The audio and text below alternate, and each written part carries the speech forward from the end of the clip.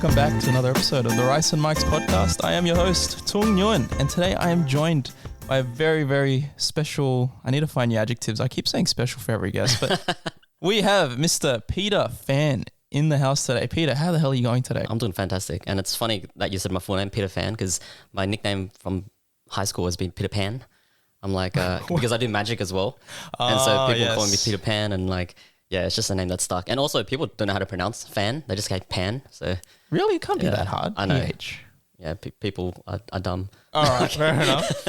So why the hell is Peter here today? Well, Peter has quite an impressive skill set, and I think we'll begin firstly with how the hell we met. So if I start, I think we met at Dodgeball. Is that right? Yeah, that's all I can know. Like, because I'm pretty sure we played Tuesday together, and then I just saw you on Imagine Dragons. That's your dodgeball team. And do you remember what team I was on? Probably Cranky Kittens. Yeah. No, I don't remember. It was a blur.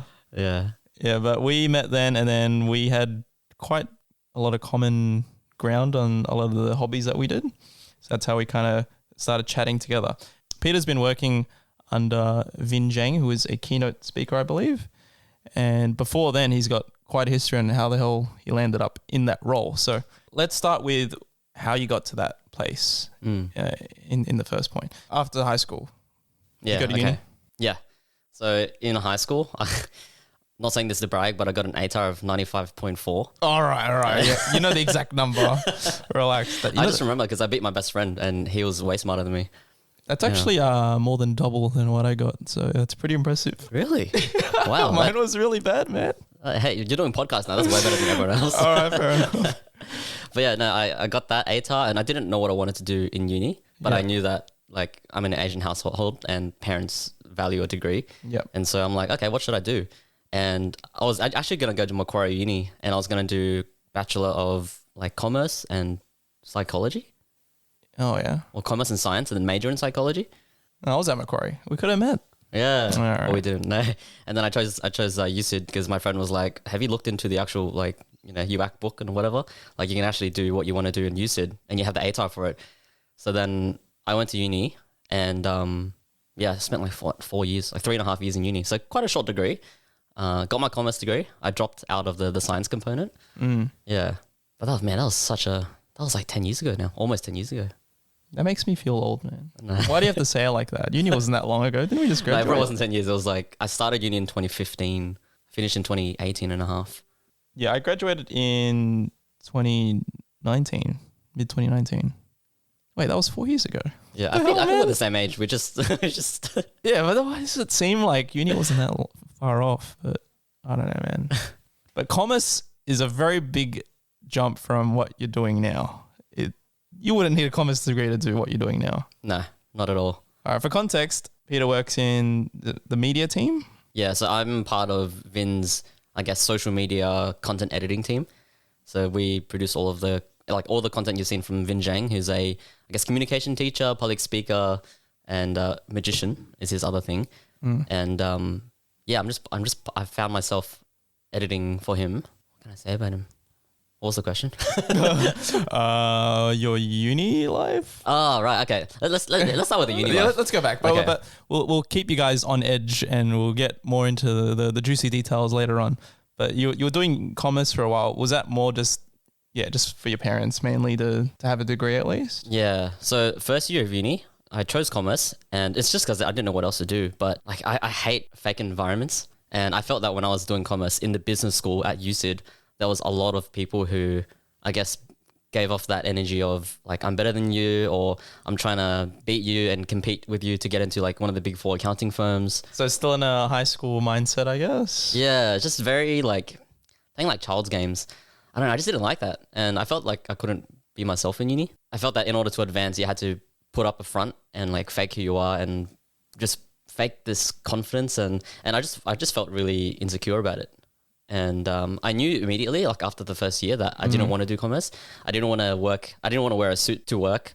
Work for the big four? Yeah, I did not want to work. PwC, EY, Deloitte. You don't want to jump in? Those big companies. But I knew I wanted to do something different. And I felt like I've always been someone who's tried to take like the path less traveled. Oh, like yes. There's a fork By in the Robert road. Frost. That's a very good English Was it a poem? I have no idea who that is. I did standard English. So I did standard English as well. But we studied some sort of poem that was like the path less traveled, and I don't know. Use it as a related It's a good text metaphor, to hey? see. But anyway, it is a pretty common thought that does come up. But yes, please continue. So you were doing that? Yeah, and then I remember one of my most core experiences in uni, and I don't talk about this much to anyone, but in high school and everything, I was actually really confident because that was when I started doing magic, and we'll talk about the magic later. But that gave me a lot of self-esteem and confidence in who I was, and I'm like, I'm really good at this. I can blow people's minds and stuff. And then when I went into uni, I felt like life kind of changed. Like it was like a whole new world, right? And I remember one time I was leaving a lecture room, and these two guys behind me, like they were pretty tall guys, they looked at me and I could hear them, and they were just like, wow, there's some really short people in uni. Come on. And then they thought they were whispering, but I could totally hear them. And I was just like, oh man, now I feel shit. I feel really bad now. Come on, man. And so like this insecurity around my height Yeah. came about. And for those of you who are listening, I'm a pretty short guy. Like the camera frames me as like a normal height person, but I'm like 5'1". What's that in metric? People always use 5 foot. Yeah, it's like 152 centimeters or something. Right. Yeah. So like as an average is very short in Australia. Okay. And that, like hearing that, it kind of stunted my confidence a bit. So then I started to feel insecure in uni, and I remember looking up things like, because in uni you go to uni to get a job, right? Right. And hopefully you meet like someone that you love, and they become your girlfriend and stuff. And those are the two things I kind of wanted. I'm like, oh, I want a girlfriend, I want a job. But then I started looking up statistics, and like the statistics kill me, man. They're like, oh, the more inches you have on your height, the more money you make, or like.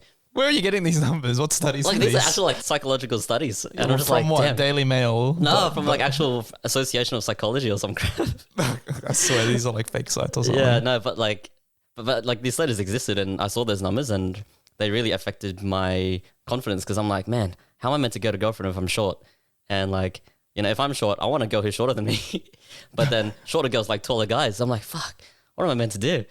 And I even devised a plan that I'm like, okay, no one's going to reject me. I'm going to do commerce. I'm going to get a postgrad in like data science. Yeah. So I'm going to get a guaranteed like 200K job.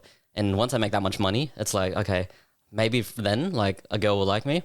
So yeah, my self-esteem was pretty low, man.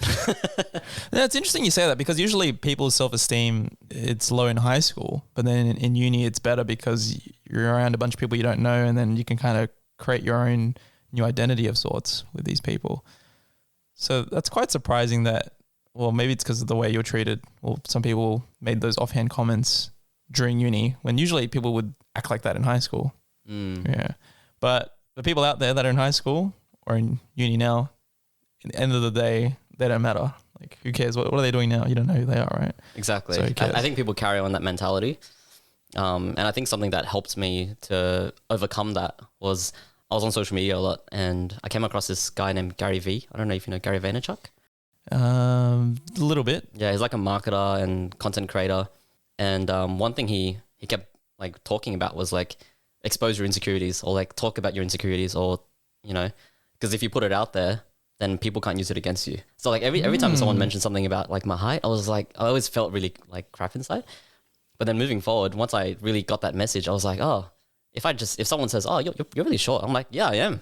Yeah, like it's really cool. Like my feet are really comfortable on the bus, on the plane. Like there's so many benefits to like. You know what? That is true. I have been on flights with some tall friends, and in the domestic flights, if everyone knows, if you're on Jetstar or something, mate, those seats suck. Now, as a tall guy, he was like basically nearly like squatting or like in the fetal position because he could barely fit his legs in. But then you look at myself, I'm like 170, so it's okay for me. And Michelle, my girlfriend, she's like maybe 10 centimeters shorter, and she was fine, just dangling her legs out. She's like, oh, it's so comfortable. But my mate's struggling because he's so tall. So yes, yeah, man, that's a good way to put it. There are benefits to it. Yeah, and I remember this tall guy next to me. He was like, not next to me, but he paid for like the extra leg room, and it was so tall that it was still uncomfortable. So yeah, there's pros and cons to everything. But basically, from that message, I started to accept myself more. And also, did you watch Game of Thrones? Yes. Yeah, I was, because during uni, I was watching a lot of Game of Thrones as well. And one of my favorite characters, Littlefinger. Oh my God. I know he's an evil. He's a snake, he's a very conniving guy. Yeah, but yeah. one message that I got from him, which really like shifted my perspective on things, is like the way he plays the Game of Thrones is he can't beat people with a sword, but he can beat people with his mind. So if you allow me to swear, his quote was, "I'm not going to fight them. I'm gonna fuck them." Okay. And he's like, "I'm not gonna play their rules. I'm gonna play my game. Yeah. And if I just focus on my game, then I know that I can win the Game of Thrones." And so the metaphor for me was to win the game of life. I'm not going to play the games of other people. I'm just going to focus on doing what I can do, like what's in my control, which is just working on my own abilities, like improving my own strengths, and just not like doubling down on who I am. And once I can accept that, and once I just work on that, then hopefully I can become so good that people can't ignore me. And I'm not chasing for people now. Like I become so good that people want to chase me. You know? So that's kind of like the mentality that I had. And so, yeah, that was kind of my uni experience. After like the 2.5 year, that was when I stopped caring a lot about, I just stopped caring about like, what other people thought about me. Like I went through a phase of like minimalism. Like I picked up, because I used to counter for my height and make up for it in like the clothes that I wear and try to like dress to impress and stuff. But then there was a point where I just bought everything black, like from Uniqlo. Uniqlo is like my go-to shop. I wear a black shirt, black pants every single day. Let my beard grow out. It looked so seedy, but now look at it. It's like it's magical. Well, okay, you're kind of calling me out because I think half my wardrobe's still black. It's just easier to match with things. It is. Oh, so easy, and like, you don't have to think about it. Your other point about focusing on your story. So it's just kind of like you were trying to impress other people's like their stories because you kind of think of them as they're the main character. And then I'm thinking you're focusing on your own story to try and morph your own adventure in a sense rather than trying to appeal for their one. It's a weird way to put it. Sorry, I kind of think in gamified terms. That makes sense. With everything. But yeah, it's a good mindset that you're able to overcome that and just have a whole new mindset out of it just because of like one video you saw. Yeah, well, it wasn't one, but it was many over time as well. And just a combination of things helped me to like make my mindset a bit stronger. So you're saying social media is good for you? Well, hey, I work in social media, so it's actually, I'm trying to get off social media, but it's really hard, like, because I work in social media, but I'm trying, like, I've locked all my apps behind, like, passwords, and, like, I have to type in my app to find it, and I got to type in a password, so I've really added friction to the app, so I don't go on it that much. Yeah. But you need to look at it to know what's now in the market in terms of editing and what's cool. To know what's working. Yeah. So you found a new sense of belonging and identity. Belonging was our topic in English, the study. So you overcame that, and what happened next? You found a new sense of confidence. You are now a Sigma male walking down the hallways of university, and you loved yourself. What happened next? Yeah, so that was when I was also working at Eclipse, and Eclipse is a board game store in Parramatta and Liverpool. Was, because it's not there anymore, but when I started uni, I also started working there because the guy who owns the store, his name's Phil Tran, and Phil is one of my best friends now. And he hired me when I was like, just starting uni. And that was kind of like the first instance. Yeah, it was like my first instance of like doing what I love, because bringing it back to the magic that I used to do, I used to do that as a hobby. But then when I got hired, I was brought in to, I guess, show magic to customers and help sell magic products and playing cards and things like that. I thought it was just a board game store. Yeah, it's a novelty store and a board game store. So they got board games, they got playing cards, puzzles, and magic kits and science kits and all that stuff. And when I was brought in, I was like, oh man, I'm already doing magic, but now I'm getting paid to do magic, even though I was getting underpaid. Like, oh yeah, it's a retail setting, so it's probably like $20 or something an hour. Oh man, when I started, I was getting paid like 11 an hour. Wait, I'm pretty sure that's illegal. It was, but hey. The business isn't there anymore, and we're still best friends. And we've talked it through. Is that his business? It was his business, yeah. He owned the business. Isn't it still in Parramatta? No, it's closed now. Oh, completely? Now. Yeah. It's being replaced by like some tea store or something. Oh, what? So what happened to all the stock? It's in his house right now, and he's selling it. Slowly selling it off. It's still a source of income, which is really cool. All right. Well, let us know. Maybe does he have a stock list? We'll let our listeners know. Shout out to Phil. He's still developing his website now. It should be released by the end of 2023. So if you need puzzles, if you need board games, card games, anything like that, playing cards, hit up my boy Phil Tran. And, all right, we'll put a link in the description below. Yeah. So he's switching to e-commerce now. Is that the new thing? More e-commerce, which is the direction that. So he's still doing it, but He's still doing it, but online. it's less of a focus. It's just an additional income towards what he's trying to pursue more like content creation and like just online entrepreneurship. So you mentioned before just then that you guys talked it out. What happened exactly here? Honestly, like, because when I went to work with Phil, even though it was one of my first jobs, I never was toxic about how much I got paid, because I always saw it as an opportunity to like, this is my chance to like, I'm getting paid to do what I love. And Phil is like one of my best friends, and he's been like that throughout the whole journey. Yeah. And he hasn't. When did you first work together? Sorry, how long ago was this? So that was in 2015. Damn, so nearly 8 years now. Yeah. 2015 to 2019 was my period when I worked with Phil at Eclipse. And from there, that's when I moved on to my next job. But when I was working with Phil, we always saw each other as friends. And I think that's how we've been able to build, like, to keep that relationship, is because we're honest with each other. We talk about things that make us uncomfortable, and we just talk it out like friends. It was less of a employer-employee relationship. And I think that's really cool. I think it's really rare as well that you'd find. That is rare, because I figured you could be friends, but then there's still that level of, this guy's my boss and he pays my salary. Like, wasn't there that sort of dynamic a little bit? Yeah, there was. There definitely was. But I think at the end of the day, it's like we understood each other. Like, I understand you're a small business, you're an Asian business owner.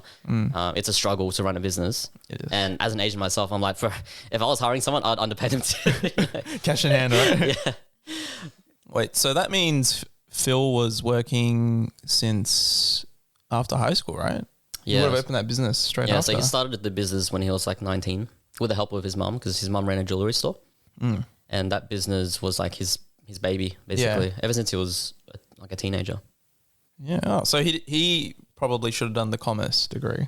Wouldn't that have helped? He did do a bit of business and accounting, but he went straight into the business. So, ultimately, and honestly, I don't think uni degree's help, bro. I think it's a bit overrated. Yeah. Yeah. Because now I'm like 40 grand in debt. I'm still yet to pay it off.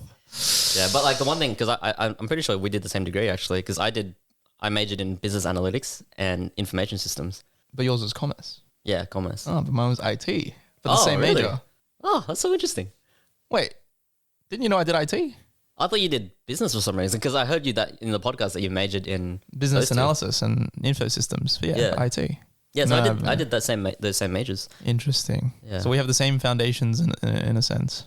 Yeah, and I think the benefit of doing those, because I'm like, man, I don't want to do corporate finance, or I don't want to do accounting. Yeah. Like, I thought information systems was interesting because like, you learn about systems and processes, and I think I have a systems mindset. Right. And then business analytics, because you're learning about like supply chain and you talk to people more. And I think being on the back end of things where you're just working on spreadsheets all day is not too great. Yeah. Yeah. During uni, I started to get into like video editing and production and that kind of stuff, because I wanted to make travel videos. My first travel video that I made was when I went to Germany in 2016. So me and Phil from Eclipse, we went to a convention in Germany called CardistryCon. And cardistry is basically like juggling with playing cards. It's like flourishing with playing cards. It's not like doing magic tricks, but it's like showcasing like the flair of playing cards. So we traveled there, and that's when I made my first travel video. And I'm like, oh, I love making travel videos. It's so fun. Everyone loves it, right? I know. I think for people that go on holidays and haven't done it yet, you should really give it a go. But I think the hard part's just doing all the recording, but you get a bit of an itch of it once you do it for the first time, I'd say. And I think it's more fun to look at rather than just photos. I mean, I'm not trying to diss photos, all right? Photos are always good for a holiday, but the video just makes it just a little touch nicer. Yeah, and it brings it to life a little bit. Yeah, and you can attach a song to it, and then every time I hear the song on my playlist, I'm like, oh man, this just takes me back to my holiday. Yeah, all those memories flood in. Yeah, exactly. All right, so give it a go. Try and do some editing. There's a lot of free apps out there. What would you recommend? Oh my God, editing. If you're using a computer, use Premiere Pro or Final Cut. All right, something free maybe. Free. CapCut. Oh my God, CapCut is trending at the moment on TikTok and all social media. Good? Yeah, like people are making epic videos just from CapCut, just on their phone. All right, we'll check that out. What about Mac? Mac? iMovie, right? iMovie is the free one, yeah. And you can make something on iMovie. iMovie is actually pretty powerful anyway. Yeah. So do that, and even just record on your phone. Like, you don't need like a GoPro or a vlogging camera necessarily. Just use your phone. It's actually a very nice camera to use these days. But make sure you film in horizontal. Don't do it vertically. Yeah. Yeah, film in horizontal. That's the rule. Yeah. Yeah. All right. Continuing on. Yes. Yeah, we went traveling. I made the travel video, and I'm like, I love making travel videos. I want to do more video editing. And actually, yeah, I got into video editing because I wanted to recreate the Harry Potter invisibility cloak effect back in the day. Like, that's what really got me to it, because I love magic, right? Yeah. And then I saw Harry Potter. I'm like, oh, wow, I want to create that. But to do that, you need like a green screen. And I only had a green shirt. And I'm like, I can only make myself, like my top body invisible. So that was cool. You could have gone to a like one of those like a fabric store, like Spotlight like or the ones something. you see in Cabra, and you just buy a big green one and you just like throw it over yourself or something. Yeah. But anyway, I soon realized that traveling is really expensive, and I'm like in uni, like I'm just leaving uni, Yeah, you have no income. no income. And so I still wanted to use those skills. And during uni, when there was like video projects, like assignments, I crushed those. Oh, okay. Yeah, I had relax. like proper audio, proper video, and I looked at other people's projects when they played on screen. I'm like, man, that's so bad. Oh, come on. How humble of you, bro. No, I just, but I loved it. Like I was passionate about it. And when I saw it, I'm like, damn, like I want to do more of it. And so when I finished uni, I knew I didn't want to work at a corporate firm. I like the idea of either working for myself or working for a small, like a startup. Wait, hold on. Why does your degree have video editing in there? It's not. It's just like a video project. It was for business analytics too. Was it like a elective, or is this just No, it was actually a core I think unit? it was an elective, but it was to create a video showcasing like the quadrangle at UCID. Oh, Yeah. interesting. On YouTube, it's got like 600 views or something. All right, I got to That's see pretty this good. after. Maybe we'll link it. Maybe No. on the bottom. But yes, sorry. Yeah. So then realized traveling was expensive. I wanted to continue it. Mm-hmm. So I started applying for like startups, and because I knew that like in a startup you can like there's less people and you can make more impact from just because if you're in a massive company, I find it's hard Like to the Big Four. yeah I find it's hard to really demonstrate what impact you have. So I signed up to a few startups. I won't go through too much of them, but I worked through like this property management, Airbnb property management, which was a disaster. Why was it a disaster? Because I signed up. I was employed as, it was like part-time as well because I did that and uni. Yeah. But it was a disaster because I started in like digital insights, which is like related to business analytics a little bit. Okay. And then, because that was like, adjusting the prices of properties and stuff. And this company would manage rentals for the host so that they wouldn't have to manage the rentals, like doing all the furnishing and stuff. But I moved over to the sales kind of team. Yeah. And there was just so much unethical stuff. One example was this family moved into this Airbnb in Melbourne. And in that property, the time that they arrived to check in, everything was a mess. And they wanted to organize someone to come and clean the property. Yeah. And I just remember my boss was saying, oh, just tell them just give them a partial refund and see if they can do it. And this was like an Asian family traveling to Australia for the first time. And they really that's wanted to have a bad. good time. And I'm just like, sorry, this is all I can do. This is what my boss says, whatever. Wait, so they were traveling. They weren't moving. Right? Yeah, they were just traveling. Yeah. And I couldn't sort out anything. And they're like, oh, we tried to book another hotel. We couldn't come back here. And it's just, it's a disaster for them. And I'm just like, sorry, no refunds, can't do anything. Oh man, That was one case. That would pain me to say. I just felt so bad for the Asian family. And then another case, and this was one that kind of tipped me over the edge to quit, was this woman had like mold in the apartment, like in the Airbnb that she wanted to get cleaned. Yeah. And then she's like, oh, can I get a refund? Because I don't want to stay in a place where there's black mold. I could get sick or whatever. Yeah. And then I gave her the refund because my manager told me to. But then the big bosses was like, why did you give her a refund? She's lying about the mold, just buy her a wine bottle and, call it even, whatever. What the fuck? And I'm just like, bro, you guys are so unethical. I'm going to leave. So I ended up moving on from that place. Yeah. Is that still existing? No, it doesn't exist anymore. Gladly. That's good. Yeah, that owed a lot of money to people. Yeah, so they shut down, and then were you a vagabond for some time, or did you immediately jump to the next job? No, at that time, I was always working. I always had some safety nets. Like I was working at Eclipse always until. In between, you were doing it was two like jobs. Eclipse, startup, And uni. Yeah. Man, that's full on. Yeah, so I was doing like 3 days here, 3 days here, 2 days here. Yeah. And after that, I moved to a startup called Me and You. Me and You is kind of like a tap and pay at restaurants. That's really familiar. Wait, don't they still exist now? They do, yeah. It's made by the guy named Stephen Prunuko. He founded The Fork. Oh, yes. Yeah, which is like a reservations app. Reservations, yeah. Yeah, so when I was there, I was doing a bit of like I was doing lead calling and cold calling. So I learned how to develop more thick skin, like calling, like cold. Sales type kind of thing, right? And Yeah, I was calling up restaurants to try and learn, what POS system are they using, which will give us insights into like how to develop this app better. Yeah. Stuff like that. But eventually, because I was an unpaid intern. Oh God. Yeah. Which anyone who's done unpaid internships, they're not very it's not a really good trade of time and services. Well, you'd hope you get at least some level of experience, but I guess you were really just making them money at this stage. Yeah, I was just doing free work, but then eventually I'm like, I want to get paid for this, and I had my camera with me. Yeah. And because we do like food photography and stuff as part of that business, I jumped on and I'm like, I can help take photos of wine bottles and food and stuff. Because they go around to places to take photos of food so they could go on the app. Yeah, and where the photos are not up to high standard, is that why? No, the photos were pretty good. And as a result, she's like, oh, you should charge for this. Like, we'll pay you to do photography. So I was like the first unpaid intern that got paid. That's not unpaid. Yeah, so then I got paid for it, invoice for it. But yeah, eventually from there, I was like, okay, I don't want to do this anymore. And I was really into video editing. And that's when I started to look on like Seek or Indeed and stuff for like a new video editing role. And that's how I moved on to Kerwin Ray. Who is Kerwin Ray? Please elaborate for our listeners and even for me, because I didn't really understand 100%. Yeah, so I honestly didn't know about him, but he's like a high performance coach, business coach in Australia, and he helps business owners scale their business. But I signed up because what I found unique about it is at that point I was already really into like personal development and just like improving myself and getting better with my skills. And I saw like, oh, I'd love to video edit for this guy whilst I learn, high performance and business and mindset and all that kind of stuff.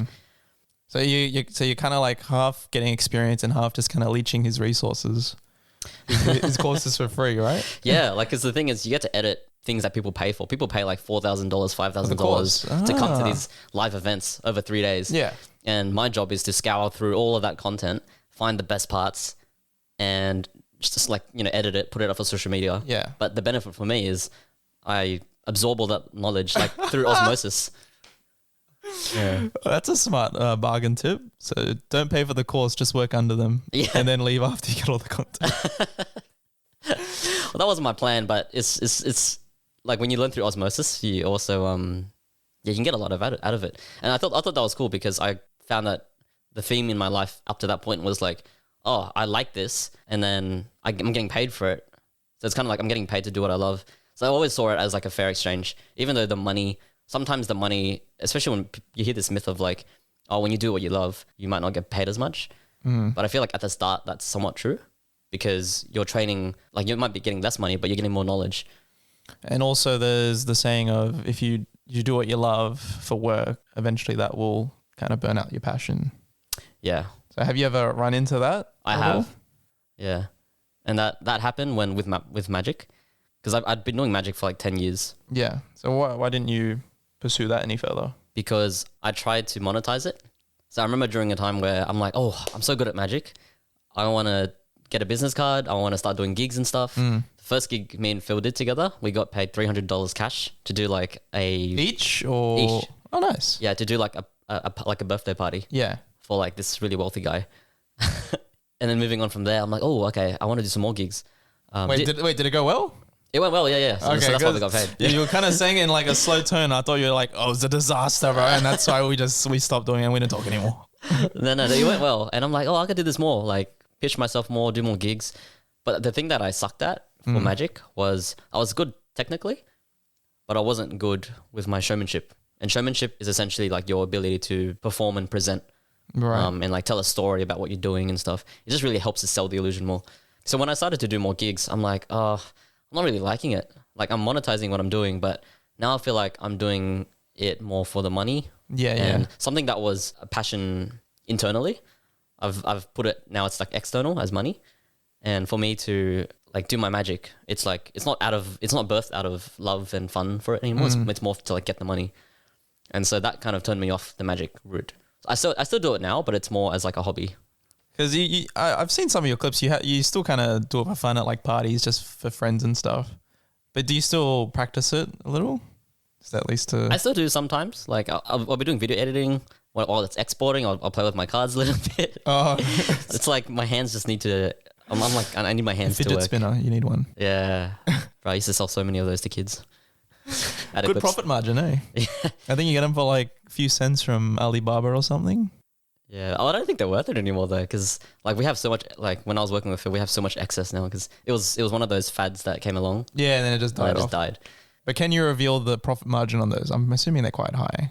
It's like Yeah, few you cents. probably get them super cheap. I remember in one day we made like 16K, or not 16K, maybe like 6K or something, selling them for like $30, $15 to $30, maybe $5 to $30, depending on the style of yeah, fidget yeah, spinners. the look on it.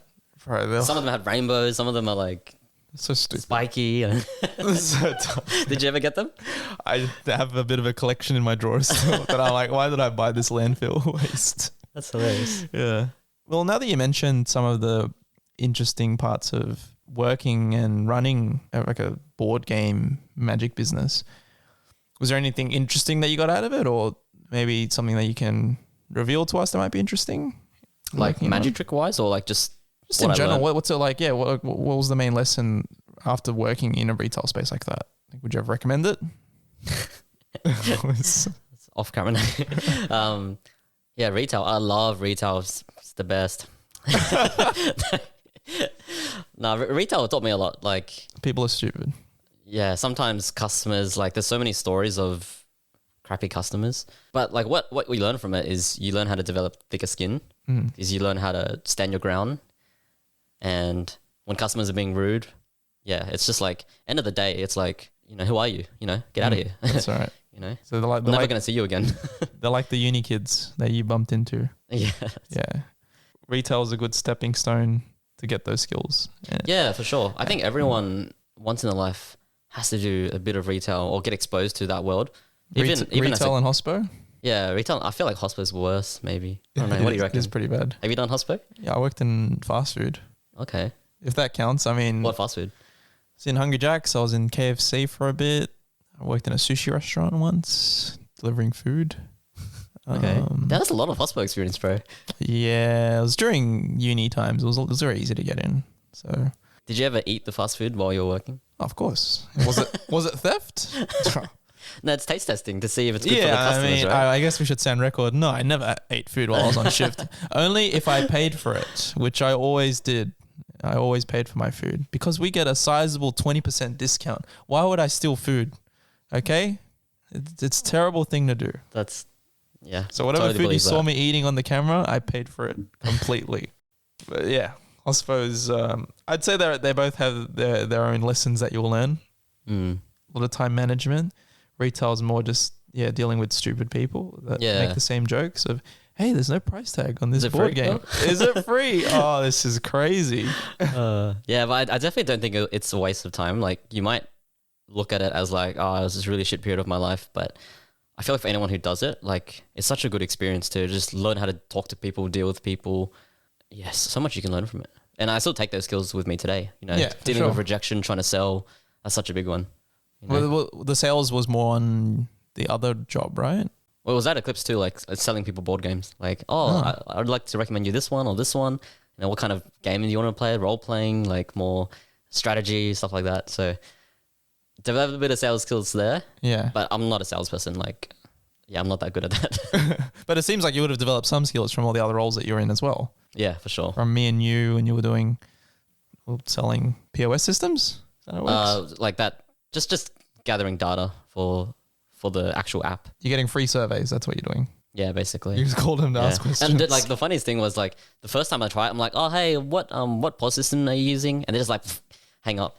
But then eventually I'm like, oh okay, I need to come up with a story. So the story I always came up with was, oh hey, my dad and I are looking to start a cafe in Sydney.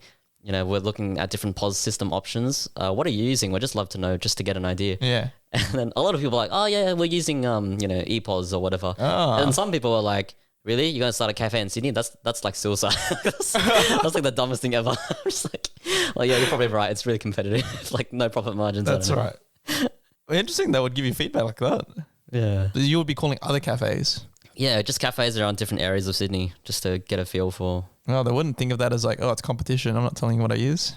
Yeah. Did that come up? I don't know, like, because they don't work for the pos company, right? So it's just like some people just feel really secretive about stuff. So, and some people are busy too. Yeah. Okay. They're like in the middle of like cooking a steak, and they're like, "What the fuck? What do you want?" I don't care, bro. Use whatever, bro. First thing on Google. Working under Kerwin Way. Back to that. Yes. You were doing his video editing. Were those just mainly like shorts, or did you do like full video recap?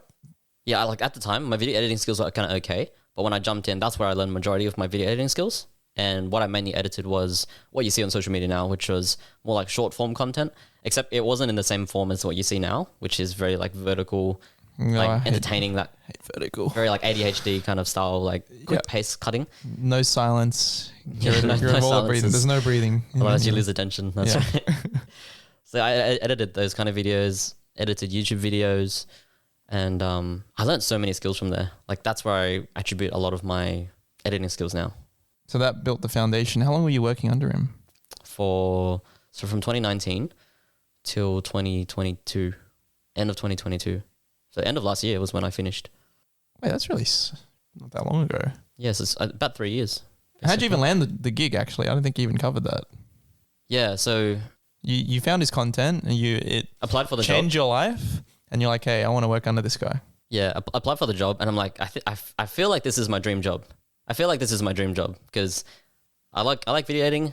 And so I got to the interview, and the interviewer, his name is Matthias. He's one of my best friends. Shout out to Matthias. We're friends for like 6 years now, and he was my interviewer. And because they already had 3 video editors, like the team was pretty big. 3 video editors already. They're hiring 3 more video editors, and so it's 6 video editors in total. And out of the 3 that were being interviewed, I was the least skilled. Yeah, I wasn't really good at what I did compared to the other ones. Because Matthias told me after a few years. Oh, okay. Yeah. Kind of roasted you on that. Why do they need so many video editors? Because like this guy's doing events everywhere, producing content at scale. Yeah. Like this is when they're like, we're going to grow. We're going to push out a lot of content onto social media. So they need more people to edit content, right? Because editing is a very lengthy process. It takes a lot of time. It is. So then when he hired me, he's like I wasn't the most skilled, but I had a lot of will. Like I really wanted to get into the job, really wanted to... I was just really passionate, and I think that's what helped get me through. But I remember he asked me one question. One question he asked me was, like, where do you see yourself in 5 years? Like the typical question. Yes. And my answer was, I want to be working for myself or freelancing or either still doing this. And so that was kind of my 5-year goal from that Kerwin Ray point, which is kind of where I am now, less than 5 years later. That. So yeah, I achieved that, which is really in less cool. amount of time. Yeah, but we'll get there later. Yeah. No conflict of interest for him being the interviewer? No, because the thing I think the thing I found really strong about that organization was that the people are very heart-centered. Like it's not just about making money. It's like making money isn't the goal. Making money is it's one of the goals. It's one of the goals, but it's a result of doing what we do really well and helping a lot of people, and then the money comes from that. So that really shifted my mindset to like, oh, okay, these guys aren't money-hungry corporations just trying to steal money from people. Like evangelists on TV. Yeah. I haven't seen that, but is that like... It's like those guys that look at the camera and they're like, all right, you will tithe and send me $10,000 and get rid of the demons hiding inside you. And they just boom, boom, boom. Are you talking like exorcists? Exorcists, kind of. If you've looked at... They're trying to get the demons out of people? I don't know if you've seen the ones on TV or on YouTube videos where they go in person and then they actually like just start grabbing people and like shaking and using the mic like... I expel this demon out of you. And they're just screaming at him. And everyone's just like, whoa. I don't know, man. It's a weird cult thing. Is it yeah, it feels very theatrical. There's one guy who's very big TV. Let me find his name. So there's a guy called Kenneth Copeland. And he's like... So he's the guy that's shaking people up. Kind of. He scams a lot of vulnerable people. Yeah. And we're going on a bit of a sidetrack here. But man, if you've seen videos of him, he actually looks... like someone who's possessed or something. His eyes are just very freaky. I don't know. But that's a whole nother thing. But it's good that at least what you're working for is ethical and not something like that.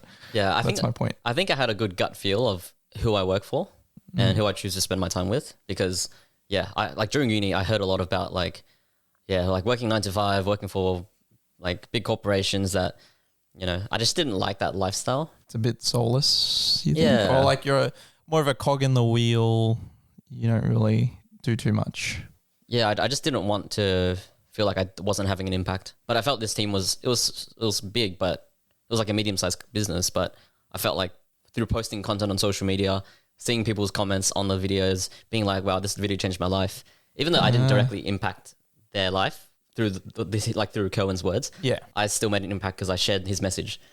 In a digestible format. Exactly. Yeah. Yeah. And that's an editor's job, is to condense like a 7-minute message to like a 1-minute video that's consumable on social media, that gets picked up by the algorithms to actually go in front of people's faces. Yeah. Those clips are actually like 5 to 10 minutes long that you shave down. I figured they were maybe like 2 minutes or something. You're just cutting down to make it a little bit nicer. Sometimes it is, but like recently working with Vinh, like I cut down a 7-minute clip down to like 50 seconds. And I think that's the really good skill of a good editor, is you're able to cut out the fluff and still deliver the same message in a really short period of time and make it better. Damn, that's the way to put it. And like it's really hard skill. A lot of editors think that like to get an editing job, you just need to put captions on a video and that's it. But I think there's a lot more to it.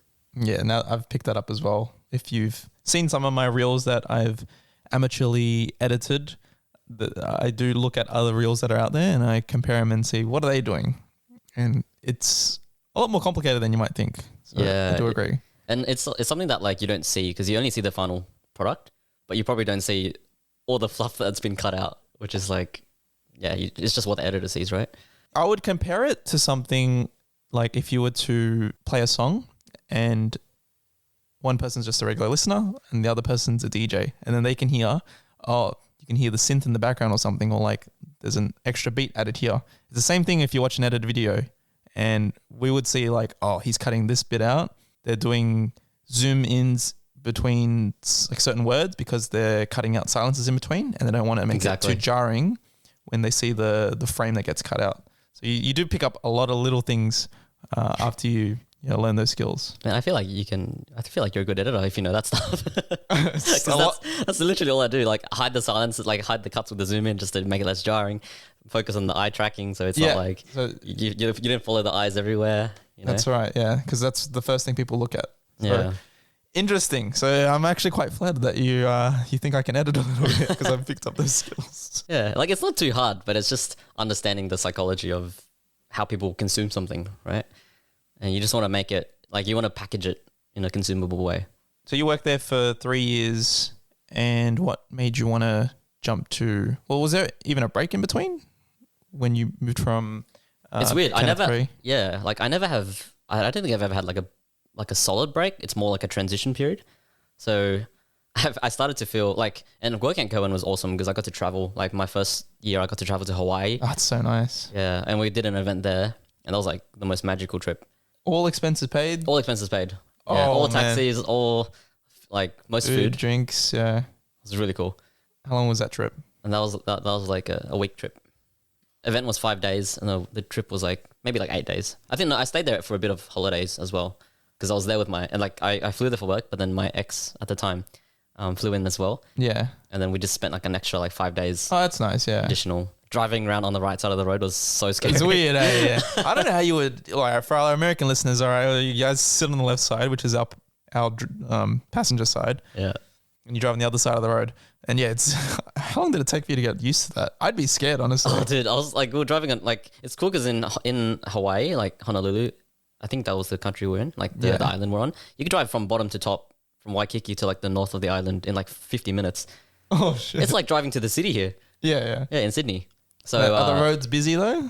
Like they are busy towards the city, but then once you get onto like the like near the beaches and stuff, it's like less busy. But driving in the city, oh man, you're scared. I was so scared because like you naturally veer one side, or whatever, right? But then you're like, there's traffic on this side, on the other lane. Yeah, pretty scary. Yeah. So anyway, it was really fun. But then I started to transition because I've always Vinh, I've always wanted to work with him because I'm like, I used to do magic. He used to teach magic when I was younger, and I used to follow him online. He taught you magic? Oh, yeah, because he used to make YouTube videos on social media, on YouTube. Back when I was like in 2010. How'd you come across his content? That was a while ago. Yeah, so he used to do magic full time. Yeah, teach magic online. That's how I first heard of him. I'm like, oh, he's Asian, he's Vietnamese. He's from Oz? He's from Australia. Really cool guy. And then halfway through like 2015 or something, I think he made a transition in his career. So he stopped doing magic and he started doing keynote speaking. And that's why I kind of like lost him for a bit because I didn't really see his content on magic anymore. Yeah. And then one of the core messages that he says is that, you know, you could be a 10 out of 10 with your technical skills, but if you're a 3 out of 10 with your communication skills, will people see you as a 10 out of 10 or a 3 out of 10? You can't average the two. It's 5. That seems all right. Yeah. It's a pass. And then his point was like, you know, you're only as good as you can communicate. And That's a good point. that kind of hit me because I'm like, oh, I feel like I'm good at what I do, but I just don't know how to communicate it that well. And so once that message landed, I'm like, I really want to go to one of his workshops and I want to just learn more from him and just be like, you know, you've been a mentor of mine since when I started doing magic. I want to learn communication skills from you. And so during COVID in 2020, I did one of his virtual masterclasses. Yeah. Still, when I was working at Kerwin, I kind of invested in my own communication skills. Did his masterclass, got to talk to him for the first time, and I was like, I've been following you for so long. Like, you know, thanks for all this value you've been giving me. Yeah. This past 5 days was really awesome. And from there, I'm like, okay, like I would love to edit for this guy. How do you angle that in? It's like he would probably hear that a lot. You know, I've been following you for like X amount of years. Yeah. So I think to me, to him, maybe I was just like, you know, a magic fan and done his workshop and stuff. But then in 2021, during Dodgeball, like I was in Melbourne for Dodgeball, and before that, I reached out to him on Instagram because I had to introduce my boss, like I had to introduce Kerwin to the stage just for like an annual conference that we did. You were still working under I was still working at KR, and I sent him a voice message to ask him for some tips on like, oh, this is my first public speaking engagement, just to like introduce my boss for like 5 minutes to the stage. Any tips? And gave me the tips, did it. Like I just smashed the intro, which is awesome. And then after that, I reached out to Vinh again. I was like, oh, it went well. And I was like, hey man, like if you need anyone to edit for you, like I'd love to support what you do. Like I'm a big fan of what you do. I believe in your message. Like I'd love to edit for you for free, just give you some free value, whatever. And he's like, oh, look, that's really cool that the opportunity's there, like that, you know, you're here. Unfortunately, it's not the right time, but I'll keep it in mind. And so a year later, which was 2022, he reached out to me and he was like, I'm looking for an editor for my team. And you're the first person who comes to mind because, you know, we've connected, you've done my workshop, blah, blah, blah. Time. Speaking of magic, don't you think memories are quite magical, Peter? Yeah, Tong, I love having memories of events such as weddings and birthdays, engagement parties and more. Digital photos are magical, but physical photo prints just have that extra cherry on top. Wow, Tong, if only there was some way we could get physical photo prints while we're at a wedding or birthday or engagement party or etc. I have just the company, as per my script here, son of a booth. Well, what did you just call me? No, Peter, son of a booth, a company that brings a photo booth to you with a professional DSLR camera and studio lighting. Do they have like fun props and, you know, to suit any occasion and give unlimited sessions and multiple prints? Yes, Peter. With our listeners, you can get 15% off if you quote Rice and Mike's in your booking. Details are in the episode description below. Cheers, Tong. I can't wait to have a discounted photo booth at my etc. engagement party, birthday or wedding. Thanks. No worries. And now, back to the episode. Nice. He even responded to you after the masterclass when you were asking for tips. So he even still replies to people. Yeah. He still replies to a lot of people. Like through the DMs. Through DMs still, even just... Yeah. Because for context, Vinh has like 2.2 million followers on Instagram. Yep. And at that grade, I'm assuming you're going to get like hundreds and hundreds of DMs every day. I'm surprised he, takes the time out to respond to people. Yeah, well, back then, there was a lot less. I'd assume. It was a lot less, and he still had a smaller community. Yeah. So I guess replying to me was okay. How about now? Do you think now in Instagram DMs, if you have like a business account, you'll see that there's like a primary tab, a general tab, and like requests. Yeah. So I'm pretty sure he only responds to like the primary tabs because it's the most relevant to him. Yeah. Everyone else is just like, oh, you're so cool, or like, I don't know, just like toxic comments. Yeah, okay, fair enough. Your lesbian haircut, I don't know. Yeah, that's probably his funniest insult, that he has a lesbian haircut. Yeah. Anyway, continue. Yeah, anyway. Interesting insult. Anyway, yeah. So after he's like He reached out to you. reached out to me and he's like, let's have an interview. Like, let's just jump on a call. Let me get to know you better. First call we did lasted about 45 minutes. Told him my skills, told him what I could do, and then immediately he's like, all right, I haven't done many calls, but I'm gonna hire you. That was quick. Yeah, Like straight put after. a lot of faith in me. Straight after, he's just like, that's it.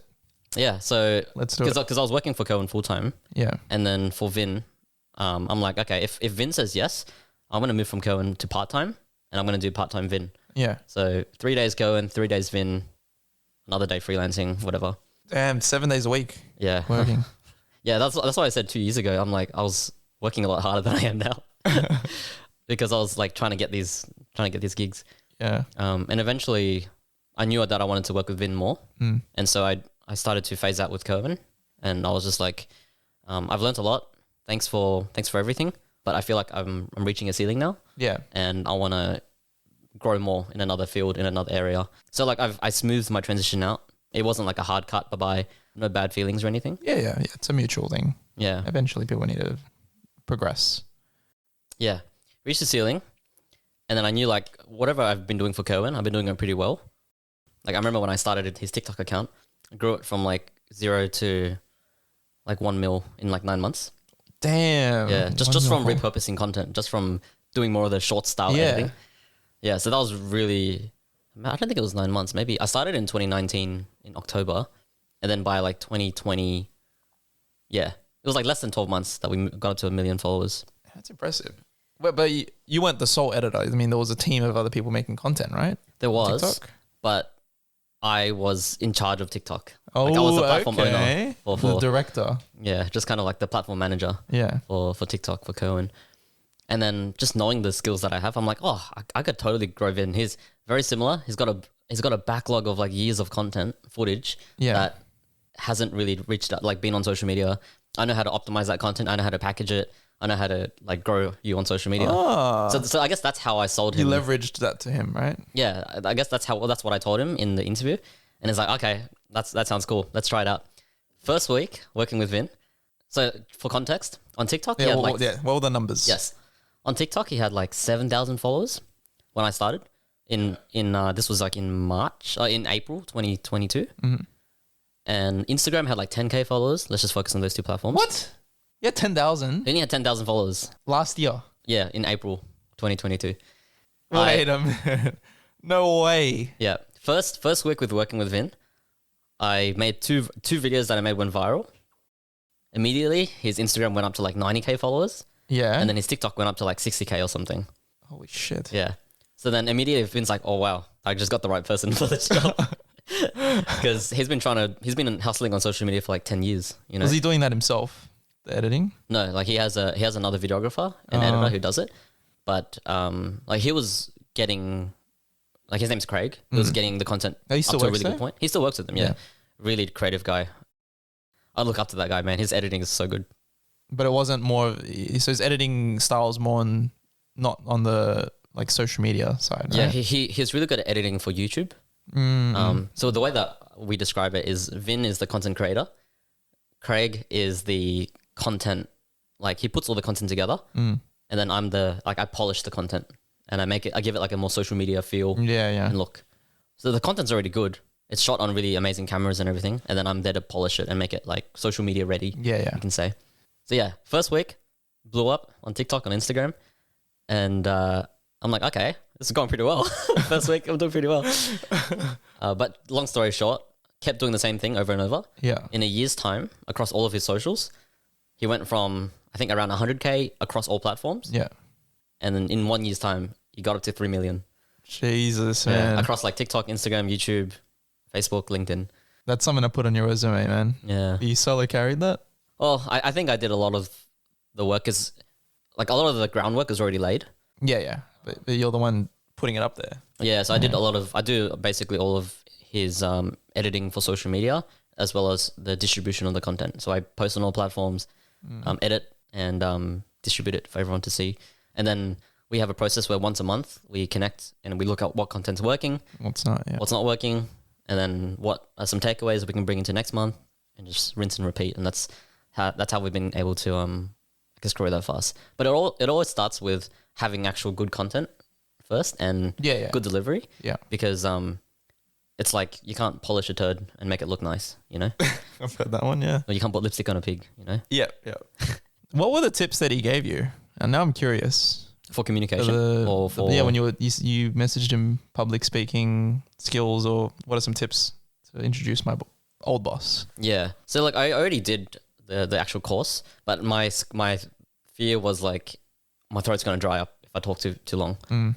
And the funny tip I remember he gave me was like, right before the event, like right before you do it, chew like a tiny gummy bear in the back of your mouth, because the gummy bear, it helps. It induces saliva? Salivation. Yeah. Helps to induce saliva, which helps your throat be more like ready for like speaking.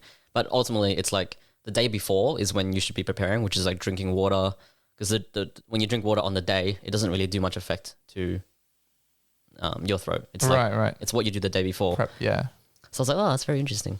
It was a challenge for me because the girl who told me to do it, she's like, you have 24 hours to prepare this. She told me 24 hours like the day before. What were you doing exactly though? So you were going on stage and just saying like... Yeah, so going on stage just to like kind of share my story of like, oh, this is... I work under blah, blah, blah. Yeah, this is what things I've learned here, and you know, please welcome to the stage. And then I just bring up on stage. Yeah. Just kind of like an MC for the event. Okay. A little bit. So his 2 tips were drink water and eat a gummy bear. drink water the day before, but in the morning of like chew on a little gummy bear because it helps with the saliva and helps, you know, keep your throat more moist. I'm assuming you don't leave it in there, right? Nah, you swallow it, yeah. I thought you were just chewing a gummy bear the whole time while you were talking. But the thing was, like, I actually didn't even use that tip. Like, I got there and I was so nervous. I'm like, okay, I'm just going to focus on what I'm going to say. Try not to, like, mess it up. Was it a big crowd of people? Yeah, it was just our whole team. So there was probably like 50, like maybe 45 people. Oh, you had me thinking it was like a big presentation he was doing and you'll bring him onto stage. Well, it was he was going to do a presentation, but it's just for the team, not like for clients or anything. Yeah, I thought it was a big crowd. But 50 is still a big amount. Yeah, it was like in the hotel, like in a hotel area. Event space. Yeah. Yeah. And it went swimmingly well. Swimmingly, yeah. I was just going to say swimmingly well. Oh, see, we're just connecting. Yeah, that's good.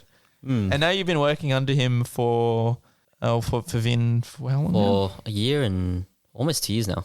That's crazy. Like a year and like 8 months. And it's gone quick. Your motto has always been... Find work that feels like play, that one? Find work that feels like play. That's correct. And do you think you've found that in your life? I think my whole life has been in search of something like that. I didn't actually phrase that because that's something that Vinh told me. And I'm like, wow, that's a really good ring to it. But I feel like I've also started to redefine my definition of like what success looks like for me. And that is, and it's been a theme throughout my whole life, which is doing what I love with people that I love and making a good impact on the world from my little corner of the world. And like, as long as I'm doing that, I think I'm pretty happy. I don't know if you feel like you might not get the recognition sometimes because you're the one doing all the editing behind it. You mean like, do I get recognized for it or do you get recognition for it? I don't know. Just Yeah, I do. Yeah, for sure. Vin's always like, because I remember the first time I went to his workshop, like in person to help crew. Yeah. He's like introducing his team members on stage. And then he's like, Pete, when you come up, introduce yourself. You know, I want you to own the fact that you grew my social media and that like 80% of the people in this live event right now, he's paying like thousands of dollars. Yeah. Is because of the content that they've seen that you've put out. Oh, wow. Yeah. Well, you actually said that. You're here because of me. Well, I was more humble. But Vinh was like, just own it, because I try to be humble, and I'm just like, you know, I've helped Vinh, you know, do this, but ultimately, it's, you know, it's team effort, you know. Yeah. But he's like, no, just own it. People wouldn't be here if you weren't doing what you're doing. You know? Yeah, that's nice. So I do feel very lucky to be part of his team because he gives you that recognition at least. To give you opportunity. It's interesting because a lot of companies want to be what's called a giant. Like they want to have massive impact with like a massive team. Whereas Vin's like, I want to be a small giant, which is make a lot of impact with just a small team of people that he cares about. Yeah. And I find that really inspiring. Like a lot of people in the community, like Asians, like, for, you know, Ultra Rich by Fade. Yeah, the Ultrafade by Rich, hairdresser. sorry. Yeah, the hairdresser. A bit more context, he was a hairdresser that started in high school and then now he's got like a pretty successful business in the area. He's quite recognized for the Asian community. Got a strong following, and I love seeing what he's doing with his team, because they look like just a bunch of friends that come together, really good at what they do. They just cut hair, they just have fun. And I love that vibe, you know, like I want to create that vibe with the people around me. And I'm lucky to be part of Vin's tribe, his team. How big's the team actually?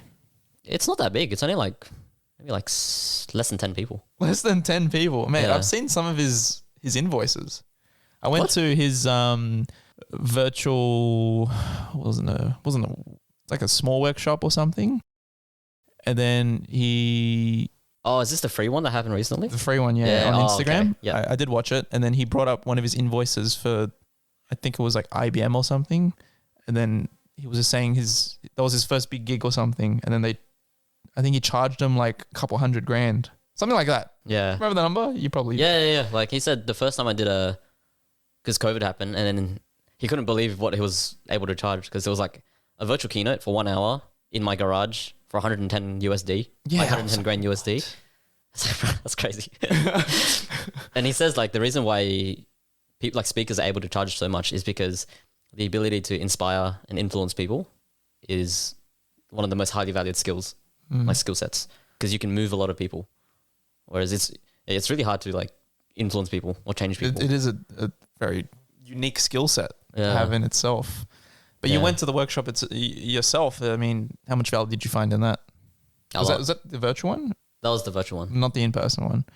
But you've kind of been in the environment of the in-person one as well. Not as an attendee, but at least while you're working. But do you think there's a lot of value behind it? Yeah. I'd say it's one of the most, like, I guess, important skill sets that you're not really taught in life. Communication skills. And because I've done the course, I feel like I could have like improved my communication skills faster. But now because I'm editing for Vinh, like I said before, I'm getting paid to like learn all these new skills and I'm learning through just hearing. And so like if I pick up something cool, I'm like, okay, I'll try that, you know. I'll try to talk with a high pitch, you know. I'll try to talk with a deep pitch, you know. And I'll just try like different behaviors, because ultimately, like, how you influence others with your voice is how you use your voice and the things that you say. And it's not just what you say, but it's how you say it too, is what I'm trying to get at. And so when I went through that workshop, it was super valuable. And when you can inject that skill into like whatever area of life you're doing, you will find that you're able to connect with people better. And you can have more impact on people. I've really enjoyed the content that's been coming out, because it's really quick things. Like there was one about how do you train your voice to just like strengthen the vocal cords or something. And you just gotta make like noises. I'll link that one went so viral in the description. I was like, I never really thought of that. It's a good point, because look, I don't know if it's just me, but my voice cracks a lot. I don't know if it's because I don't stretch it or something, or I just talk really weird. I love your voice, man. Like me and Celine, my girlfriend, we listen to your podcast, and we're both like, man, his voice is so soothing. Like Nathan's voice is very like alpha and commanding, and yours is so like the complete opposite, super soothing, really nice to listen to. I didn't come here to get my ego stroked. All right, I'll send you $50 later. Thanks, mate. All right, thanks. But no, it's really flattering. What about Matt? I feel like Matt's a mix between you and Nate. Like he's in the middle. Like his voice isn't like his voice. I like his voice too. It's very, it's more similar to Nathan's, I'd say. Yeah. So it's like he's not alpha, he's beta. Yeah. Okay. It's good to know. Yeah, that's a good way to put it. Yeah. But yeah, my voice cracks a lot. It's I don't know. I think I just talk weird. So I'm always just like, and I'm like, oh, how do I overcome this? So I'm trying to implement the stretches that he does with the voice thing. Yeah. Good content. Good practice. Yeah. Yeah. Thanks, man. I make the content. I'm glad you like it. So it's all you. Yeah. All the stuff you see from him, you can thank Pete. Since you worked with Vinh, so that now it's a full-time gig? Yep. Yeah. Full-time gig. Yeah. And I'm assuming just regular hours that you're doing with him? One of my biggest focuses or things that I wanted in my life was autonomy. Like I wanted to be able to do what I love with people that I love, wherever I want, however I want. And essentially just have like location freedom and time freedom. Yeah. And I feel like with this gig, I definitely have that. Like I'm able to but I still structure my hours in like like somewhat a 7:30 regular. to 4:30 Yeah. regular Normal cycle hours. because routine is important. Yes. Because if you don't have that, then you're just really messy. I don't want to be doing work at like 2 a.m. in the morning. No, that's terrible. But I can, but I choose not to. Good. Because I also like my sleep. Yeah. So yeah, I think I've been able to have that flexibility. And I think that's also very important to me, is not just what I do for work, but also how I live my life. And I think work is just a part of life. Like you need to work. But I also think like if you're going to work for like 40 years or more, you might as well try and find something that, you're going to actually enjoy. I know some people are doing things that they may not enjoy, but they're using that money to fund something else. And I think that's perfectly fine. As long as like you're aware of like why you're doing what you're doing, instead of just doing it mindlessly. Because I feel like a lot of people, and I think part of just like going through the system of school and uni and stuff, I used to think that you go to school, go to uni, get a job for 40 years, the same job, And you just retire. and then you just retire. I'm just like, that's so boring. Yeah, it's very depressing when you put it like that. But then I remember, throughout uni, I don't know if you heard of the book 4 Hour Work Week.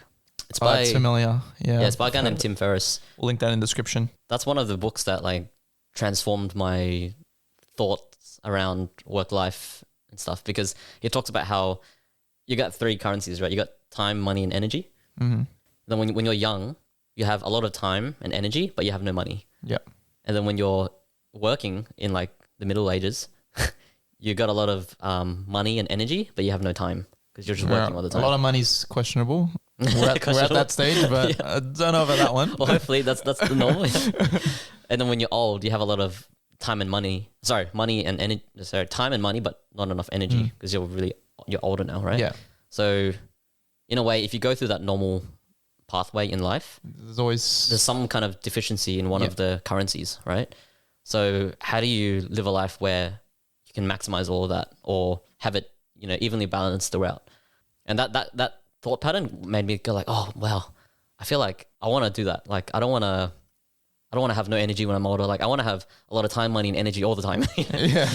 And so I guess that's why I decided to kind of go down this route a bit more, even though I know that it was risky. I'm the only sibling in my family that's like not doing something related to their degree. I got 4 siblings. 3 siblings. Yeah. And they're all doing something in STEM or something? Yeah, like my brother's a teacher. My older brother does like web design and IT. My sister does like occupational therapy. So they're all in like their fields related to their degree. Yeah. Whereas me, I did commerce and I did like video editing, right? So in a way, like it was a risk that I was willing to take. But I think I was able to take it because I knew that my parents were really supportive, like from the start.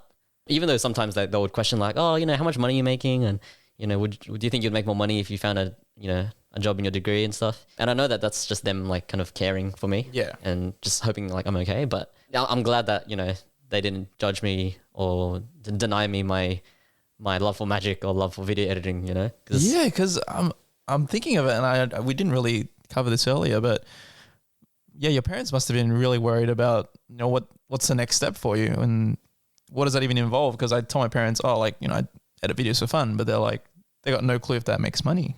How did they react when you're like, I edit videos for some guy on Instagram and Facebook? Honestly, sometimes they still don't understand what I do. I'm just like, I don't even know how to describe it, man. I'm just like, yeah, I just edit videos for this guy. It's not that hard, right? It's just, yeah, but how much can you earn? Like really, like yeah. But honestly, like one of the biggest benefits for me now is because I'm able to work from home, like full time. Like my mum, she's always the house carer. Yeah. And she used to just work at like stay at home, and then like everyone's gone working, come back home. Now that I can work from home, like I see my mom every day. Oh, I love her. She makes me breakfast and coffee. And that's so good. It's like free cafeteria. Yeah, exactly. But a lot of respect for my parents because if they weren't supported from the start, I feel like it would be a lot harder for me to get to where I am now. Yeah, so I feel very lucky. I feel very lucky because I know a lot of Asian parents are very strict, and the moment you bring up anything outside of accounting or medicine or finance or whatever, or doctor, they'll be like, no. And what would you say to people that might want to pursue something in media, are thinking of it, and maybe their parents aren't as supportive? Especially for Asian parents, I would say that you need to show proof of what you're doing is actually making you money first. Because a lot of people feel like they need to ask for permission to be like, oh, I want to do this. Will you let me? And then you go do it. And they're still kind of unsure because they're like, oh, is he going to make money from this? Is he going to spend 3 years doing this and not make any money, or she? But I think do it first on the side whilst you're doing your uni degree or doing your job, and show that you can actually make income out of it. Because once that proof is there, they just like that money for them is kind of like, it's kind of like the concept of financial security, knowing that you can make money from this. Then once you show that to them, they're like, oh, okay, you're making something. Yeah. Let's see where it goes. But they have a more security now. So I think that really helps. Is if you want to pursue something outside of your traditional career path, is to get the proof first. Invest in yourself first. The money's there. And you even said before you had some safety nets in between that when you were testing it out. So that would obviously be a good option if you do have the time and resources to work a second job just in case it doesn't work out. Yeah, exactly. I think a lot of people feel like they need to rip off the Band-Aid and quit their job straight away. And I had that so many times. I'm like, I just want to quit working with this company and just do my own thing. But there's no safety net there. So I always ensured that like there's some kind of smooth transition, because if I can't do it, then I'm still safe. I still got my job here and I still like it. So it's okay. Yeah. I mean, do you anticipate staying here for a while? I do. Yeah. I think how I look at life now is in chapters. I used to look at life as just one big thing. But now like life is, a chapter here in your 20s and then in your 30s and your 40s, or whatever that chapter looks like. Yeah. However you want to define it. But for me, I think this chapter right now is just still working with Vinh, investing in myself. And there may come a time where I'm like, I don't know if I want to do this anymore. And we've already had that conversation, and it's like, it's okay. Yeah. We're here to support each other.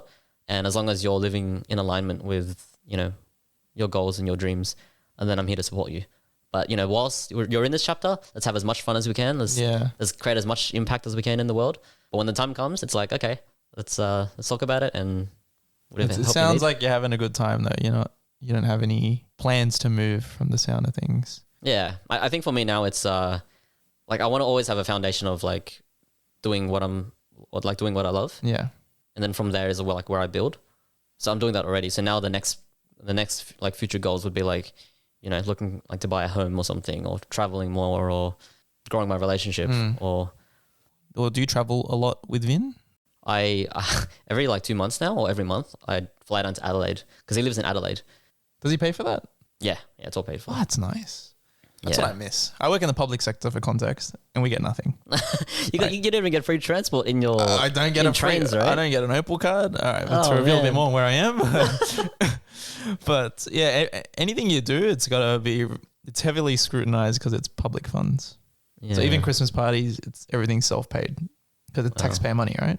With a private business, it's your own company's money, so you can do whatever you want with it. So, that's a difference. I miss those, having at least. You used to get paid to travel and stuff? Not travel. I've always wanted to have that option, but I've never just gotten to that point in my career where they'll fly me out somewhere for a weekend or something, because like, oh, that always sounds nice. Yeah. But like the thing is, you do get sick of it sometimes, because sometimes I wish I could just teleport, because the travel, it loses its magic the moment you do it. The moment you do anything too many times, you kind of lose the magic from it. I don't know. I kind of like it. I think if you have certain perks, maybe if you're flying business or something, maybe it's nicer. Otherwise, I guess, that does make sense. You might lose. I did read something interesting though recently about travel, because I'm planning to travel to Japan next year in April. And then a lot of people fly economy and then they get to the destination. And that's kind of saying that your holiday starts once you're at the place. Whereas people who pay for like business class or something, their holiday starts like on the plane. And I'm like, oh, that's interesting. Interesting way to look at it. Like, it's more expensive, but you're not waiting to start the holiday. Like, you're starting the holiday once you get on the plane. That's a quote from also, I think I've heard that from Steve Huey. I think that's his name. Who is that? He runs a business where he looks at your expenditures as a business, and then he tries to find the best way to utilize. Can these cats move off the camera? Move! Sure. So his company looks at your business and then sees how can I utilize credit cards to build points and then use those points to convert into flying business, for example. Oh. So he's mentioned that, and he's also been on Level Asian podcast. Really? So it'd be Okay. good listen to. And because you're a sole trader with an ABN, you could probably look into that. Use a credit card, fly business. Very interesting. Yeah, I do not know how to play that game right now. Credit card churning, you should get into it. Yeah. I'm in that. It's That's best basically where you use a credit card. You pay off the credit card by the end of the month, but you use it for the benefits, right? As long mainly as you for go in benefits, debt. but you would credit card churning's more about the sign up bonuses. Mm. So you sign up, you get like 90,000 Qantas points, for example. Then after you get it, you just cancel the card and move on to the next one. Yeah. Damn. It's a lucrative Gaming the thing. system. That's how you win. Yeah, but anyway. Yeah, I didn't get to that point in my career where I could use points. Where I could get flown out for something. I always thought it was cool. And I could also justify my purchase of a Steam Deck because I don't really use it these days.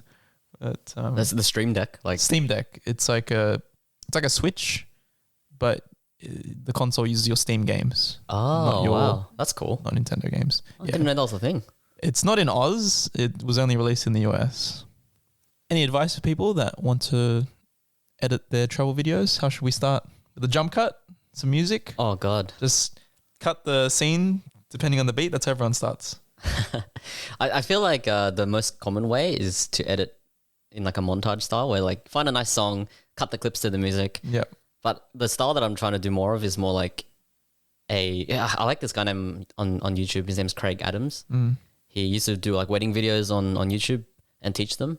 But then he does these really beautiful hiking video vlogs.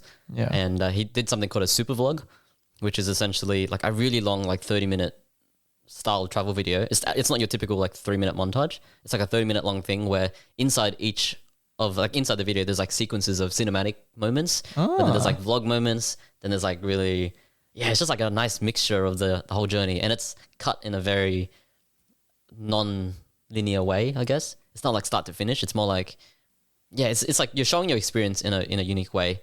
That's not just the typical montage format. That seems like you'd need a lot of experience with to know what you're doing. Yeah, it's a lot of, and the thing is like, I went to Vietnam recently in April and I went to Malaysia as well. And I have so much footage that I'm trying to cut towards something, but it is a tough job. I wouldn't say I'm a good montage editor at all. But you still do a little bit of that kind of thing on Instagram just for fun. Like when you went hiking with your girlfriend, you did a bit of a little vlog style thing. That was very cute.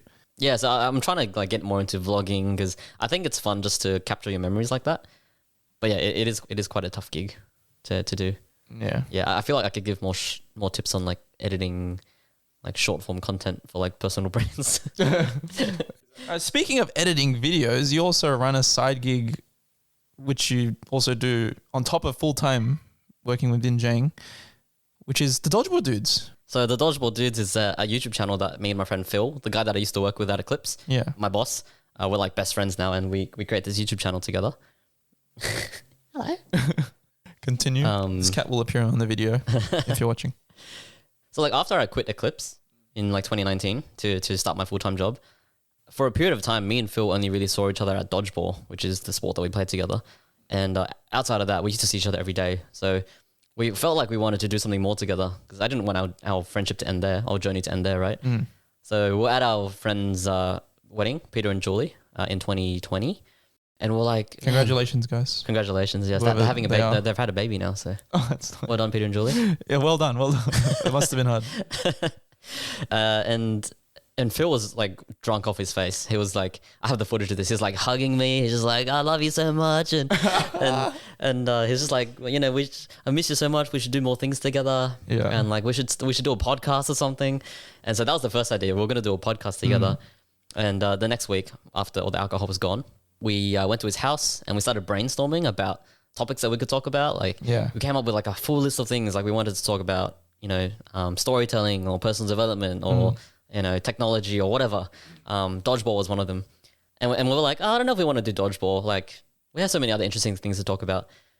But then like after like 3 hours of brainstorming, we were like, oh, but dodgeball, we've been doing it for like 7 years now. And Wait, seriously? You've been playing for that long? yeah, it started in 2016. Damn. I've only played, I think, if you want to add them all up, probably like less than a year. Really? A couple months, I think. No way. I thought you've been playing for longer, man. Maybe it has been long. I don't know. Maybe yeah. If you want to total it. I feel like a year and a half or something. I don't know. All right, maybe. I actually don't know. But then we're like, yeah, we're actually pretty good at dodgeball. I think there's a lot of people who can learn from us. And literally there's only one person doing dodgeball content online. And I reckon we can beat them. Like it's not in a bad way, but like I reckon we can do better. Because we have a unique set of skills that we bring. Yep. Phil's really passionate about dodgeball. He's really good at communicating. Very funny. I have like a more technical background. I have the camera gear. I have the editing skills. Let's combine that together and let's talk about dodgeball. So that was in 2020 in May. We filmed our first episode. We filmed 2 episodes together that we never released, where we just tried to do like a podcast style to practice.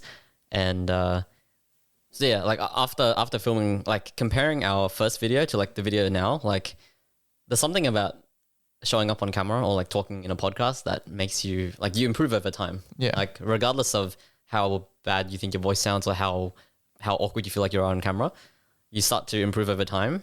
Even if you don't see it, but you notice it when you compare the videos, and it's like night and day.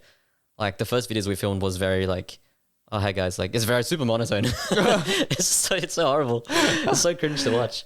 But that's how we got started. And during lockdown in 2020 was in September was when we were like, okay, we should start posting now because people are at home. We have a captive audience. Yeah. People are on the social media. What are they going to do? Let's make dodgeball content. And that's how we started. And we started 0 subscribers. Within like 5 months, we hit 1K subs. Damn. And that was like the best feeling ever because we were like, we're going to grind it out. Let's make 1 video a week, that's hard. Which is really tough. Like it sounds achievable, but it's achievable, but we're losing a lot of sleep. Yeah. Because you got other things going on. You got other things full time. Got a full-time job, doing another side hustle. And it's like, so like we were super committed. Right now, after 2 years, we're at just under 5K subs. We basically share lots of dodgeball content around like education, like teaching how to play dodgeball better, reacting to other people's dodgeball games. So lots of value for the community there. And we've slowed down a bit because of other priorities. But our goal next year is to really ramp it up again and bring it back to 1 video a week, which means more time dedicated to the Dodgeball Dudes. And I was talking to Phil about this yesterday. I'm like, dude, I reckon we could hit 20K subs next year. If we post more content consistently, we could easily hit 20K subs and we can make more money. Like we can monetize better. And monetization is always a question for like creators because you're like, oh, do I want to make money off my audience or do I want to create, do I want to advertise and stuff? Like eventually it's like you can't scale with your business or your podcast or your YouTube channel like seriously if you don't find some way to monetize it, right? It's like the business of podcasting or the business of a YouTube channel. Ad insertion or something or Patreon, who knows? Yeah, something like that. But So, isn't it a pretty niche community though? It'd be hard to grow up to a certain point, right? It is pretty niche, and I always have that fear that like, oh, is there even 20,000 people in Dodgeball? Yeah, that's what I'm thinking. Like, But- like how big is the whole worldwide sport? Yeah, I don't know. But I know that Dodgeball is growing, and so we're relying on us to grow the sport, and the sport to help grow us as well. So it's kind of like a mutual exchange. It's a really fun journey, man. But being like putting yourself out there, it's a vulnerable thing, but it's rewarding because you get so much out of it. You learn how to edit, you learn how to take photos better, you learn how to speak on camera better. You become more confident as well, and it's a constant journey. I'm not saying I'm the best because I'm not. Like sometimes, like Phil and I, we're doing it for 2 years now, but we still find ourselves stop recording, doing like 10 takes. So it's never like everything you see on social media is always like a polished version that's taken so many takes. Cut it down a lot. Yeah. And I remember you did get a lot of recognition when you went to the Dodgeball Throwdown in Malaysia, I think. And then everyone recognized you. Like, oh my God, it's the Dodgeball Dudes. Yeah. How did that feel?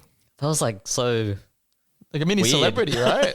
Weird. Yeah, like I knew that people were going to like approach us because during the World Dodgeball Championships, only Phil went to Canada. Yeah. And he went to watch the Worlds, but also film content. And then at the same time he was filming, he was sending the footage back to me in Sydney to edit. So we had the cycle of trying to release a new video every day whilst like to document the world's journey. Yeah. That was super fun. But only Phil got to meet the fans at the time. And I hadn't met any fans besides from Australia. And so Malaysia this year was my first time actually meeting my fans. And like the moment we get out of the Uber at the tournament, like at the venue, everyone's like, is that a dodgeball dude? Is that Holy what? And we're just like, yeah, hi. Yo, you must have felt so awkward. Yeah, like it's weird getting that amount of attention. Yeah. And I'd say I'm very introvert as well. So I'm not one to stick around and be like, oh, hey, do you want my signature and stuff? I'm just like, hey, how you going? And then like, if I see that they want to take a photo, I'll be like, oh, do you want to take a photo? Or they would usually ask themselves, you know? So yeah, that was such a fun experience. Like I had so many photos of people wanting to take photos of us, and it's cool to put faces to the impact that the we've viewers that you're getting. Yeah. It's just a number. It's like, 10,000 people, but then you just meet one of them and it's like, wow, this guy's changed my life. Exactly. And it's cool because like people DM us and they tell us like, oh, this content's so good. And then to finally see them in person is really cool. Yeah. To know that we're making a little impact in this tiny sport in this little corner of the world is very cool. All right, shout out to the Dodgeball Dudes and the subscribers. Shout out to the Dodgeball Dudes and the subscribers. We'll link his YouTube channel down below as well.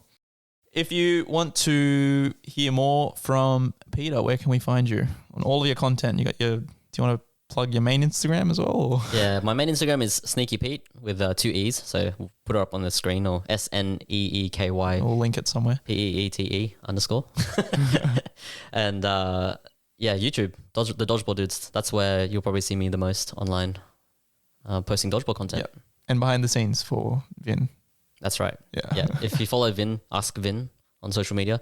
A lot of the content is something that I make. Give him a follow. Big pat on the back for Peter for his work.